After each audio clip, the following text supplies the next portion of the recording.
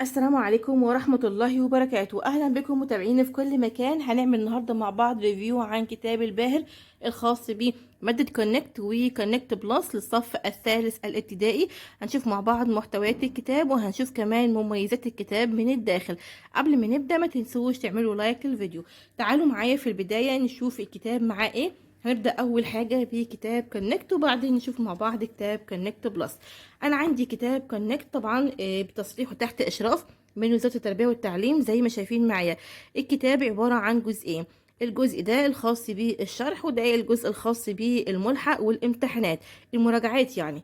تعالوا معايا نشوف كده الجزء الخاص بالشرح. شكل الكتاب في البداية دي محتويات الكتاب عندنا شايفين بيبدأ بيونت 7 لحد يونت 12 زي ما شايفين. وطبعا السنة دي معانا الترم ده بيكون فيه ستوري شايفين معايا وبعد كده المراجعة وفي الآخر خالص جايب الخاص بالليسننج. تعالوا معايا هنا جايب كده في البداية علامات الترقيم مراجعة كده سريعة عليها وبعدين كده بدأ بالمنهج. تعالوا معايا نشوف هنا يونت 7 طبعا زي ما شايفين جايب هنا عنوان الدرس وطبعا مترجمه باللغة العربية. ده شكل كده الدرس في البداية. هنا معايا محتويات الدرس جايب lesson 1 جايب listen and repeat استمع وردد او كرر. جايب اهم الكلمات زي ما شايفين طبعا كل كلمة والصورة الخاصة بيها وطبعا دي ميزة جميلة. بعدين جايب هنا شرح الدرس شايفين معايا طبعا ده الجزء الخاص بالدرس نفسه درس جزء القراءة. هنا كمان برضو طبعا الصور جميلة واكثر من رائعة.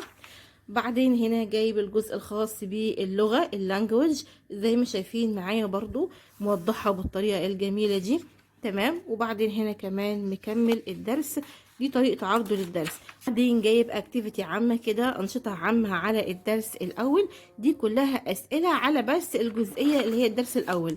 بعدين جايب الدرس الثاني ليسن 2 والكلمات برضو طريقة عرضه للكلمات بتكون طريقة مميزة جدا. بصوا معايا ازاي الكلمات مش مكدسة كل كلمة لوحدها كده في مكان وكمان الكلمة وتحتها البيكتشر الصورة وتحتها الكلمة وكمان الجميل ان هو مترجمها برضو عشان ده يساعد الام ان هي تكون فاهمة الكلمة دي معناها ايه. وبعدين كمان الدرس نفسه وبعدين مكمل الدرس تمام. وبعدين هنا برضو مكمل شرح وبعدين جايب كده جزئية تمرين صغير كده جايبه هنا.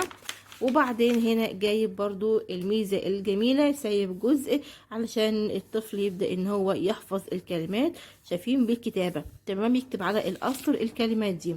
بعدين هنا جايب الجزئية دي ودي طبعا الجزئية الخاصة بالأنشطة والأنشطة اللي جايبها دي طبعا تدريب على نظام الامتحان الجديد لأن الترم الأول الكتب كلها يعني مش كتاب الباهر بس ما كانش فيه الجزء الخاص بالنظام الأسئلة الجديد لأن نظام الأسئلة الجديد نزل في نهاية طبعا الترم الأول. فبالتالي هنا جه في الترم الثاني هو حط نظام الامتحانات الجديد زي ما شايفين معايا اهو زي ما امتحنا كده الترم الاول. هنا كمان برضو مكمل بعد كده الجزء الثاني من الدرس برضو الكلمات شايفين معايا حتى لو كلمات كتيرة هو عرضها بالطريقة دي تمام الكلمة والبيكتشر وكمان معناها مترجم باللغة العربية زي ما شايفين معايا اهو. وبعدين الدرس كمان هنا الميزة برضو ان الدرس نفسه طبعا الفقرة بدأ ان هو يترجمها فقرة تمام زي ما مكتوبة في الكتاب المدرسي. هنا كمان برضو مترجمها عشان يساعد الامهات اللي تقدر ان هي تتابع مع اولادها شايفين معايا اهو تمام. حقيقة ميزة جميلة جدا. ده كمان عندي حروف الجر شايفين شرحها ازاي بالطريقة البسيطة دي تمام اهو. وبرده كل حاجة مترجمة زي ما قلت. هنا كمان الجزء الخاص بالكلمات وهكذا. طبعا الكتاب كله بيكون ماشي بنفس الطريقة علشان ما اطولش معاكم تمام خلاص. وبعد كده في النهاية خالص جايب الجزء الخاص بالستوري زي ما قلت القصة وبرده القصة بصوا معايا هنا جايب القصة الكلمات المهمة الاول تمام وطبعا كل كلمة مترجمة. هنا القصة حاطط صورة تمام بتعبر عن الجزئية دي وبعدين طبعا مترجمة تمام شايفين معايا اهو ومترجمة. جزء من القصة بدأ ان هو عندنا يحط عليه تمارين وانشطة زي ما شايفين معايا كده صح وغلط واكمل واسئلة مقالية. طبعا القصة كلها بتكون بنفس الطريقة كله بنفس الطريقة بيكون مترجم تمام كده. مراجعة الجزء الاخير اللي من ورا جايب هنا الجزء الخاص بالليسننج الاستماع لكل الدروس يعني ده يونت 7 ده الاستماع بتاعه يونت 8 يونت 9 وهكذا. تمام. قالوا بعد كده معايا نشوف الجزء الخاص بالمراجعات والامتحانات. اول حاجه الكتاب ده، الحقيقه الكتاب ده قيم جدا جدا. الكتاب ده محتواه اكثر من رائع ومفيد جدا في الامتحانات والمراجعات. بصوا معايا هنا جايب كده ملخص كامل للجرامر. هنا مثلا جايب مراجعه على فيرب تو بي او شرح فيرب تو بي بالطريقه دي. هنا بعد كده جايب الجزء الخاص مثلا بالنفي، بعد ما راجع عليها جايب تمرينات. البيج دي كلها اسئله. بعدين هنا كمان شرح قاعده جديده او مراجعه على قاعده جديده. هنا جايب انشطه عامه على القاعده دي كلها معايا انشطه على القاعده اللي هو راجع عليها. بعدين قاعده تانية وبنفس الطريقه والاسلوب. كل دي كده بعد كده امتحانات ومراجعات. الحقيقه برضو زي ما قلت اللي بيحل الكتاب ده والكتاب الخاص بالشرح مش هيحتاج ان هو اي كتب تانية، وفعلا انا بعتمد عليهم مع كل طلابي. ما بحتاجش ان انا اجيب او اعمل مذكرات او اعمل اي حاجه خلاص، لان الكتاب الحقيقه برضو كافي كل نقطه فيه. تمام. اما عندي كتاب كونكت بلس بنفس طريقه كتاب كونكت، جايب برضو كتاب شرح، وده كتاب الخاص بالمراجعات والامتحانات. سريعا كده نشوف الكتاب الخاص بالشرح. زي ما قلت لان هو نسخه زي كتاب بالظبط، كتاب كونكت زي كتاب كونكت بلس بالظبط. هنا جايب المحتوى برضو في البدايه، وعندنا ده اللي انا بدأ بيه الدرس. جايب عنوان الدرس وطبعا صوره موضحه الكلمات. شايفين معايا طبعا كونكت بلس بيختلف عن كونكت ان في كلمات اكتر طبعا وفي جرامر اكتر. زي ما شايفين معايا الجرامر طبعا الافعال بتصريفاتها شايفين معايا طبعا مهمه جدا ان احنا نحفظها.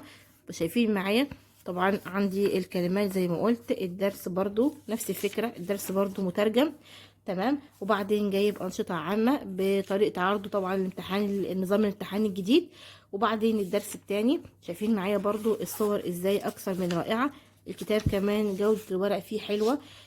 عندي هنا جايب مراجعة على الأزمنة. كل دي طبعا تمارين، وهنا القاعدة برضو شارحها وجايب عليها تمارين.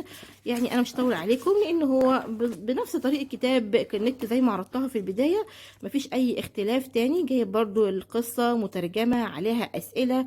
جايب موضح برضو الكلمات المهمة اللي باللون الأحمر. أسئلة برضو على القصة. في النهاية برضو جايب الجزء الخاص بالاستماع. شايفين معايا من ورا خالص اهو جايب هنا الجزء الخاص بالاستماع. اما عن الملحق برضو زي ملحق كونكت بالظبط. برضو جايب في البداية جايب اهم الكلمات، وبعدين هنا الصوتيات. برضو انشطة على يونت 7 نفس الطريقة. بصوا معايا كل دي أسئلة في الكتاب. الحقيقة برضو زي ما قلت كتاب ممتاز جايب دروس الاستماع، بس في ميزة يعني أفضل شوية من كتاب الكونكت إن هو جايب هنا الإجابات بتاعة الكتاب كلها بالكامل. زي ما شفتم ده كده كان ريفيو سريع عن كتاب الباهر. أتمنى لكم التوفيق والنجاح. ما تنسوش تعملوا لايك للفيديو.